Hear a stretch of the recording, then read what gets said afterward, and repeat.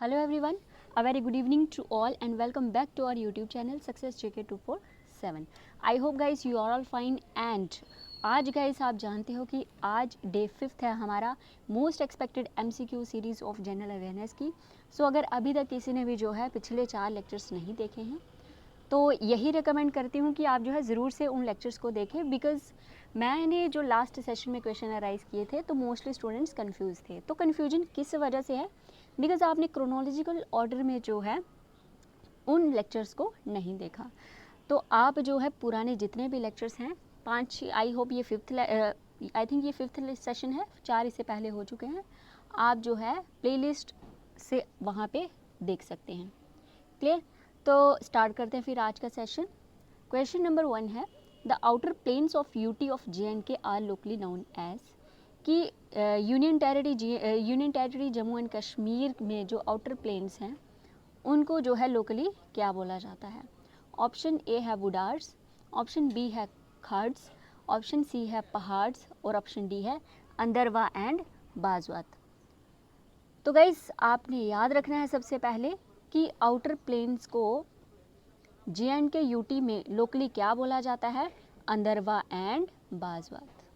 Clear guys? ये जो अभी मैं आपको इन्फॉर्मेशन बताऊंगी ना, इसमें से जो है एग्ज़ाम में क्वेश्चन आने के हाई चांसेस है। तो आप जो भी मैं इन्फॉर्मेशन बताते चलूँगी, आप जो है पेन और पेपर साथ रखें और नोट डाउन कर लें।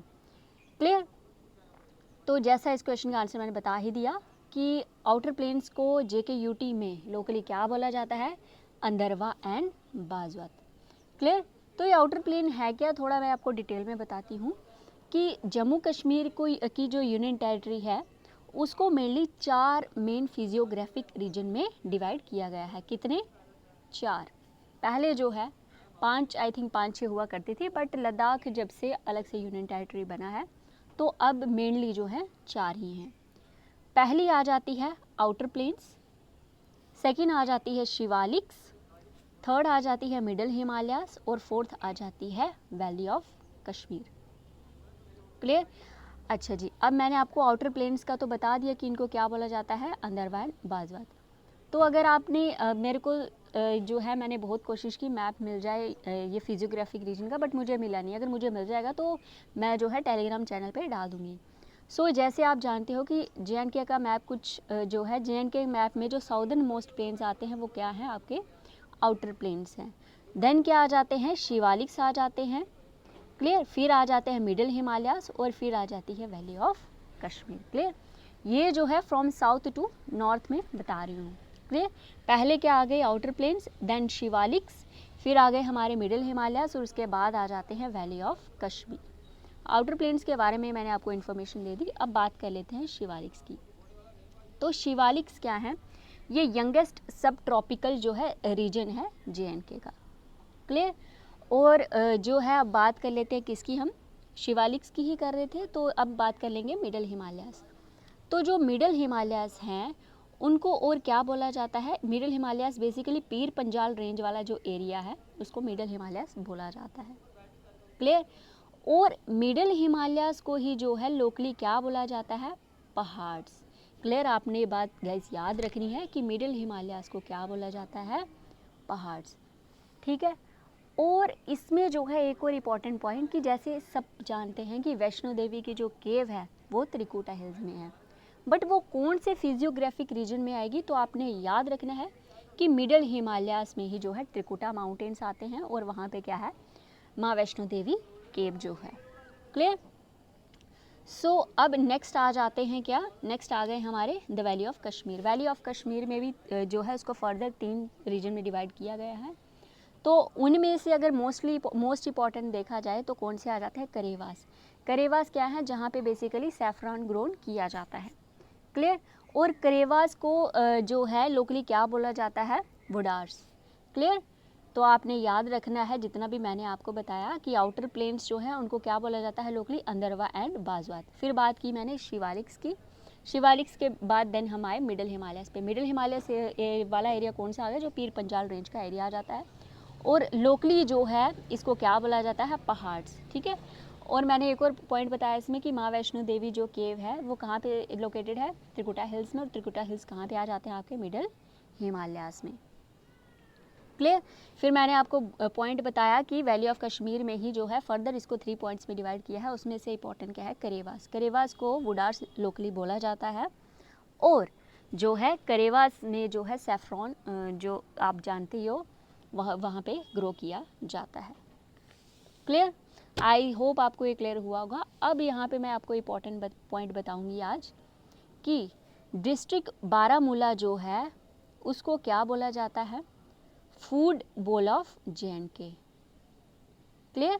डिस्ट्रिक्ट बारामूला का क्या, बारामूला को क्या बोला जाता है, फूड बोल ऑफ J&K। ऐसा क्यों बोला जाता है, क्योंकि वहाँ की जो सॉइल है वो हाईली फर्टाइल है और वहाँ पे बहुत ज़्यादा एग्रीकल्चर प्रोडक्शन होती है। दैट्स वाई डिस्ट्रिक्ट बारामूला को क्या बोला जाता है, food bowl of Kashmir. Saffron bowl of Kashmir आपने आंसर किया था पंपोर। अब जो है कमेंट सेक्शन में आप क्या करोगे कि एप्पल बोल ऑफ कश्मीर जो है कौन सी डिस्ट्रिक्ट को बोला जाता है। Clear.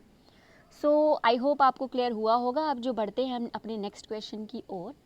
In the Rajya Sabha the total number of members for J&K UT are, कि राज्यसभा में J&K की कितनी सीट्स हैं। ऑप्शन ए है 10, ऑप्शन बी है 15, ऑप्शन सी है 4 और ऑप्शन डी है 6। सो गाइस आपने याद रखना है कि राज्यसभा की बात अगर हो रही है तो राज्यसभा में J&K की कितनी सीट्स हैं, 4, और लोकसभा की कितनी है, 5। क्लियर। आपने याद रखा, राज्यसभा पूछे तो 4, बट अगर लोकसभा की बात की जाए तो वहाँ पे जम्मू कश्मीर की कितनी सीटें हैं, 5। सो अब जो है बाद में ही आई थिंक 2022 में ही ऐसा होगा, जो डिलिमिटेशन जो बिठाई गई है कमेटी उसके तहत जो है सीटें बढ़ाने की बात चल रही है। बट अगर डाटा अगर अभी एग्ज़ाम आ जाते हैं तो आपका जो है आंसर यही रहेगा, राज्यसभा में J&K की 4 सीटें हैं और लोकसभा की 5। क्लियर। सो अब मोस्टली जो थी स्टूडेंट्स को कन्फ्यूजन हो रही थी कि मैंने जो है पॉपुलेशन के रिगार्डिंग हर एक सेशन में क्वेश्चन करवाए हैं, तो आज मैं क्या करूँगी उसका क्रक्स आपको बताऊँगी, सो दैट जितनी भी आपकी कन्फ्यूजन है वो दूर हो रहा है। बिकॉज मैं अब हर एक कमेंट का रिप्लाई नहीं कर सकती, सो मैंने डिसाइड किया कि जिन भी क्वेश्चंस में आपको कन्फ्यूजन है वो मैं यहाँ पे रखूँ।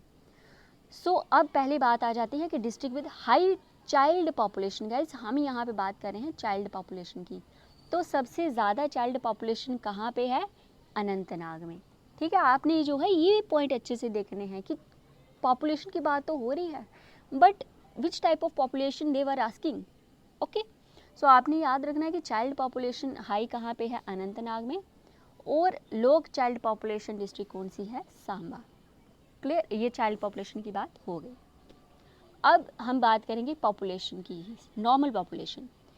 अब हाई पॉपुलेटेड डिस्ट्रिक्ट कौन सी है, जम्मू, और लीस्ट पॉपुलेटेड डिस्ट्रिक्ट कौन सी है, किश्तवाड़। क्लियर। सो अब जो है इसमें मैंने आपको बताया कि जो भी मैं आपको इस सेशंस में, ये जो मेरी सीरीज़ चल रही है इसमें डाटा करवा रही हूँ, ये अपडेटेड डाटा है, आप जो है इसको मतलब फॉलो कर सकते हैं, बिल्कुल ऑथेंटिक है। जब JK और लद्दाख जो है एक स्टेट थे, तब जो थी हाई लीस्ट पॉपुलेटेड डिस्ट्रिक्ट कौन सी थी, करगिल। बट अब जो है जैसा मैंने आपको बताया भी था सेशन में कि करगिल तो अब मतलब वो तो अलग ही यूटी बन चुके हैं, तो अब कोई हमें लीस्ट पॉपुलेटेड डिस्ट्रिक्ट पूछे तो आंसर हो जाएगा आपका किश्तवाड़। ठीक है, चाइल्ड पॉपुलेशन की बात भी हो गई, पॉपुलेशन की बात भी हो गई। अब पॉपुलेशन डेंसिटी की बात करते हैं। तो मैंने आपको सेशन में बताया था कि पॉपुलेशन डेंसिटी क्या होती है, number of persons living per unit area. तो हाई पॉपुलेशन डेंसिटी की बात होगी जब, तो आपने याद रखना है आंसर आ जाएगा गांधरबल, और लीस्ट पॉपुलेशन डेंसिटी की बात जब होगी तो ऑप्शन क्या आ जाएगा, डोडा। क्लियर। आई होप आपको ये तीनों में डिफरेंस पता चला होगा। पहले मैंने आपको चाइल्ड पॉपुलेशन के बारे में बताया, चाइल्ड पॉपुलेशन हाई अनंतनाग में और लो कहाँ पे, सांबा में। फिर पॉपुलेशन बताई, तो हाई पॉपुलेशन जम्मू डिस्ट्रिक्ट और least population Kishtwar district. Clear. फिर मैंने आपको पॉपुलेशन डेंसिटी की बात करी, तो हाई कहाँ पे आ गई, गांधरबल में, और लो लीस्ट कहाँ पे आ गई, डोडा में। क्लियर। तो अब जो है सेक्स रेशो की बात कर लेते हैं। ये होती है नंबर ऑफ़ फीमेल्स पर 1000 मेल्स। ये मैं चीज़ें आपको बार बार रिवाइज़ क्यों करवानी हूँ, सो दैट आपको जो है एग्ज़ाम तक चीज़ें जो है टिप्स पे हों। क्लियर, आपको जो है कोई भी कन्फ्यूजन नहीं रहनी चाहिए। मोस्टली क्या होता है, जब भी हम एग्जामिनेशन हॉल में बैठे होते हैं तो हमें दो ऑप्शंस में ये कन्फ्यूजन रहती है, यार ये आएगा, तो अगर आप जो है मैं आपको इतनी अच्छे से चीज़ें करवा दूँगी कि आपको कोई भी कन्फ्यूजन एट द एंड नहीं रहेगी। क्लियर? तो हाई सेक्स रेशियो कहाँ पे है? कुलगाम और शोपियाँ में, और लीस्ट कहाँ पे है? कुपवाड़ा में। क्लियर? आई होप आपको ये डाटा क्लियर अब हो गया होगा, अब कोई कन्फ्यूजन बाकी नहीं रही होगी। अभी भी अगर आपको कुछ कन्फ्यूजन आ रही है तो आप जो है दोबारा से वीडियो को देख लेना। अब जो है नेक्स्ट क्वेश्चन की ओर बढ़ते हैं। हु बिल्ड शालीमार बाग इन जम्मू कश्मीर? कि जम्मू कश्मीर में शालीमार बाग को किसने बिल्ड किया? ऑप्शन ए है शाहजहां, बी है जहांगीर, सी है औरंगज़ेब और डी है अकबर। सो गाइस, शालीमार बाग की बात करें तो ये बिल्ड किसने किया? तो गाइस आपने ये भूलना नहीं है कि शालीमार बाग की बात जब होगी तो आंसर आ जाएगा option B, Jahangir. Clear? Shalimar Bagh की कंस्ट्रक्शन किसने करवाई, किसने बिल्ड किया? जहांगीर ने। अब ये जो क्वेश्चन है ना, ये पूछे भी हुए हैं प्रीवियस ईयर एग्जाम में, मैंने आपको बताया भी था। परी महल और चश्मे शाही जो है ये किसने बिल्ड किया? ये शाहजहां ने किया है। क्लियर? परी महल और चश्मे शाही की बात आ जाएगी तो उसको बिल्ड किसने करवाया? शाहजहां ने। बट अगर बात आ जाएगी किसकी? शालीमार बाग की, तो आंसर क्या हो जाएगा आपका? जहांगीर। सो बढ़ते हैं नेक्स्ट क्वेश्चन की और। Question number 4, the Rouf dance is perform mostly during special festive occasion of? कि रोफ डांस जो है मोस्टली परफॉर्म किया जाता है इनमें से किन ओकेजन में? ऑप्शन ए है मैरिज, बी है रिलीजियस फेस्टिवल, सी है to welcome the spring season और डी है all of the above. So guys आपने ये भी याद रखना है कि रोफ डांस जो है तीनों ओकेजन्स पे सेलिब्रेट किया जाता है, परफॉर्म किया जाता है। मैरिज हो तभी रोफ डांस परफॉर्म किया जाएगा, रिलीजियस फेस्टिवल हो और स्प्रिंग सीजन को वेलकम करने के लिए जो है रोफ डांस परफॉर्म किया जाता है। अब बात आ जाती है कि रोफ डांस परफॉर्म कौन करता है? तो ये कश्मीरी विमेंस के द्वारा किया जाता है। क्लियर? कश्मीरी विमेंस के द्वारा ये परफॉर्म किया जाता है। और इस डांस में क्या होता है, एक गीत भी गाए जाते हैं, उनको बोलते हैं चक्री। क्लियर? चक्री जो है वो गाए जाते हैं और साथ साथ ये डांस किया जाता है। क्लियर? अब जो है कुछ और इम्पॉर्टेंट डांसेस की बात करेंगे J&K की। कुड डांस, छज्जा डांस, क्रो डांस और डोगरी भांगड़ा, दुम्हल, रोफ डांस और बादशाह नागमा। क्लियर? तो एक बार आप जो है गाइस यहाँ इसको डाटा को दोबारा चेक कर लेना। क्लियर? कुड डांस हो गया, छज्जा डांस, क्रो डांस, डोगरी भांगड़ा, धूमल और Rouf dance. Clear? So next question है, when did Mahatma Gandhi return to India from South Africa? कि साउथ अफ्रीका से महात्मा गांधी इंडिया में कब लौटे थे? ऑप्शन ए है 9 जनवरी 1915, ऑप्शन बी है 13 जनवरी 1914, ऑप्शन सी है 12 जनवरी 1914 और डी है 12 जनवरी 1916। सो गाइस आपने याद रखना है 9 जनवरी 1915 को जो है महात्मा गांधी साउथ अफ्रीका से इंडिया लौटे थे। और जो है आपको जैसे याद होगा भारतीय प्रवासी दिवस भी जो है 9 जनवरी को ही मनाया जाता है। तो वो 9 जनवरी ही क्यों डेट चूज़ करी? बिकॉज महात्मा गांधी जो थे साउथ अफ्रीका इंडिया में इसी डेट को लौटे थे, दैट्स वाई डिसाइड करी डेट कि इसी दिन क्या किया जाएगा, भारतीय प्रवासी दिवस सेलिब्रेट किया जाएगा। सो क्वेश्चन नंबर 5 है, who among the following was known as grand old man of India? कि grand old man of India इनमें से किस पर्सनैलिटी को बोला जाता है? ऑप्शन ए है दादा भाई नौरोजी, ऑप्शन बी है महात्मा गांधी, ऑप्शन सी है जस्टिस रनाडे और ऑप्शन डी है रविंद्रनाथ टैगोर। तो ऐसा आपने याद रखना है कि दादा भाई नौरोजी को जो है grand old man of India बोला जाता है। अब क्वेश्चन तो सिंपल था बट इसके बेसिस पे जो इन्फॉर्मेशन है वो मोस्ट इंपॉर्टेंट है। जैसे आप देख सकते हो कि दादा भाई नौरोजी ने एक बुक लिखी थी, उसका नाम क्या था? Poverty and un British rule in India. Guys ये जो मैंने इन्फॉर्मेशन प्रोवाइड करी है ये प्रीवियस ईयर एग्जाम जितने भी कंडक्ट हुए उनमें ये क्वेश्चन पूछे जा चुके हैं। क्लियर? तो poverty and un British rule in India book किसने लिखी? दादा भाई नौरोजी ने। और ब्रेन ड्रेन थ्योरी जो है वो किसकी है? दादा भाई नौरोजी की ही। क्लियर? सो नेक्स्ट क्वेश्चन है हमारा question number 6, where is the headquarter of ASEAN located? कि एशियान का हेडक्वार्टर कहाँ पे है? ऑप्शन ए है इंडोनेशिया जकार्ता, ऑप्शन बी है चाइना बीजिंग, ऑप्शन सी है द हेग नीदरलैंड और डी है जिनेवा स्विट्ज़रलैंड। सो गाइस आपने याद रखना है एशियान का जो है हेडक्वार्टर कहाँ पे है? Indonesia Jakarta. तो अब बात करते हैं जो है एशियन से और कौन कौन से क्वेश्चन जो है पूछे जा सकते हैं। इनकी जो है एग्ज़ाम में बहुत बार मेंबर कंट्रीज़ पूछी गई हैं। ओके, तो फर्स्ट ऑफ ऑल हम एशियन की क्या करेंगे? इसकी फुल फॉर्म देख लेंगे क्या है, association of South East nation. 10 member countries हैं, कौन कौन सी, Thailand, Vietnam, Cambodia, Laos, Indonesia, Philippines. फिर आ गया मलेशिया, बर्मा जिसको अभी म्यांमार बोलते हैं, ब्रूनी और सिंगापुर। अब कंट्रीज़ को रिमेंबर करने के लिए ट्रिक मैं बहुत ढूंढ रही थी, फिर मेरे को नेट में फाइनली एक मिली इजी सी ट्रिक। क्या थी वो ट्रिक गाइस, आपने याद रखी। तो ट्रिक आप याद रखो, TV clip of MBBS। Clear, TV clip of MBBS। Clear, of यहाँ से स्किप कर सकते हो, बाकी जो है टी फॉर आ गया Thailand, V for Vietnam, C for Cambodia, L for Laos, I for Indonesia, P for Philippines और M for Malaysia, B for Burma, B Brunei और S Singapore. I hope guys आपको ये भी जो है clear हुई होंगी चीज़ें। अब क्या करें, ज़्यादा से ज़्यादा इनको रिवाइज करें क्योंकि क्वेश्चन जो है एग्ज़ाम में बनने के 110% चांसेस हैं। सो अब बात आ जाती है question number 7, who is the governor of Karnataka. तो गाइस ये जो क्वेश्चन है मैंने इसलिए पिक किए बिकॉज रिसेंटली ही कैबिनेट जो है न्यू अपॉइंट जो है कैबिनेट न्यू मिनिस्टर्स आए हैं और गवर्नर भी जो है प्रेसिडेंट द्वारा अपॉइंट किए गए हैं न्यू। तो अब हम उन्हीं के बारे में डिस्कस करेंगे। तो अब क्वेश्चन क्या है कि कर्नाटका के गवर्नर जो है किसको अपॉइंट किया गया। ऑप्शन ए है थावरचंद गहलोत, बी है PS श्रीधरन पिल्लाई, सी है सत्यदेव नारायण आर्या और डी है श्री राजेंद्र विश्वनाथ अरलेकर।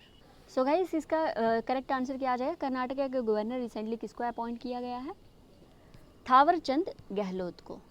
क्लियर, थावरचंद गहलोत को जो है अपॉइंट किया गया as a governor of Karnataka और PS श्रीधरन पिल्लाई को जो है गवर्नर ऑफ गोवा जो है अपॉइंट किया गया। सो अब बात आ जाती है श्री सत्यदेव नारायण आर्य और श्री राजेंद्र विश्वनाथ अरलेकर। ये इसका आंसर आप मेरे को कमेंट सेक्शन में बताओगे कि इन दोनों को जो है कौन सी स्टेट जो है या कौन सी यूटी इनको कौन सी यूटी या स्टेट के गवर्नर जो है अपॉइंट किया गया है। क्लियर, इन दोनों का आपने बताना है। सो बढ़ते हैं नेक्स्ट क्वेश्चन की ओर। Question number 8, who among the following shall be appointed as a minister of road transport and highways. कि इनमें से किनको जो है ministry of road transport and highways के लिए मिनिस्टर अपॉइंट किया गया। ऑप्शन ए है श्री नितिन जयराम गडकरी, ऑप्शन बी है श्री नरेंद्र सिंह तोमर, ऑप्शन सी है श्री अर्जुन मुंडा और ऑप्शन डी है नन ऑफ दिस। तो आपने याद रखना है कि ministry of road transport and highways की बात जब भी आएगी तो उनका मिनिस्टर जो है रिसेंटली किसको अपॉइंट करा गया है, श्री नितिन जयराम गडकरी। क्लियर, आपने क्या करना है, अच्छे से जो है रिसेंटली चेंज आई है कैबिनेट मिनिस्टर्स में या गवर्नर से, उनको अच्छे से कर लेना है क्योंकि एग्ज़ाम में जो क्वेश्चन पूछते हैं ना वो भी इसी डाटा में से पूछेंगे। तो आप आज होमवर्क यही रहेगा, आप अच्छे से जो है newly appointed governors and cabinet ministers रट डालो। क्लियर, सो नेक्स्ट क्वेश्चन है, how many fundamental duties are there in Indian constitution. कि हमारे इंडियन कॉन्स्टिट्यूशन में कितनी फंडामेंटल ड्यूटीज़ हैं। सो ऑप्शन ए है 10, ऑप्शन बी है 11, ऑप्शन सी है 9 और ऑप्शन डी है 12। सो गाइज आपने याद रखना है टोटल फंडामेंटल ड्यूटीज़ कितनी हैं, 11। क्लियर, पहले जो है कितनी फंडामेंटल ड्यूटीज़ थी 10, बट 86 कॉन्स्टिट्यूशनल अमेंडमेंट 2002 में जो है एक और फंडामेंटल ड्यूटी ऐड की गई कि provide opportunities for education to his ward और चाइल्ड बिटवीन 6 to 14 ईयर्स। की कोई भी बच्चा जो है 6 से 6 to 14 ईयर्स तक जो है उसको अपॉर्चुनिटी दी जानी चाहिए कि उसको अच्छे से एजुकेशन मिले। और ये जो है फंडामेंटल ड्यूटीज़ जो है कौन सी कॉन्स्टिट्यूशनल अमेंडमेंट के तहत ऐड की गई, 86 कॉन्स्टिट्यूशनल अमेंडमेंट एक्ट 2002। गाइज ये भी आपने याद रखना है, एग्जाम में पूछे जाने के चांसेस बहुत हैं। अब बात कर लेते हैं फंडामेंटल ड्यूटीज़ की। तो ये जो है हमारे कॉन्स्टिट्यूशन के पार्ट 4A में है। क्लियर, ए क्यों है, बिकॉज ये जो है बाद में ऐड किए गए थे और कौन सी कॉन्स्टिट्यूशनल अमेंडमेंट के तहत, 42nd अमेंडमेंट के तहत जो है फंडामेंटल ड्यूटीज़ ऐड करी गई। आई होप आपको जो है चीज़ें क्लियर हुई होंगी। सो अगर आपको सेशन जो है बेनिफिशियल लग रहा है, ज़्यादा से ज़्यादा सेशन को लाइक करें, शेयर करें और सब्सक्राइब कर दें हमारे चैनल सक्सेस JK247 और बेल आइकन को जो है प्रेस कर लें सो दैट कोई भी अपडेट जो है लेक्चर के अकॉर्डिंग मिस ना हो। क्लियर, सो एंड करते हैं सेशन को गाइज यहाँ पे। Thanks for watching, bye bye and take care.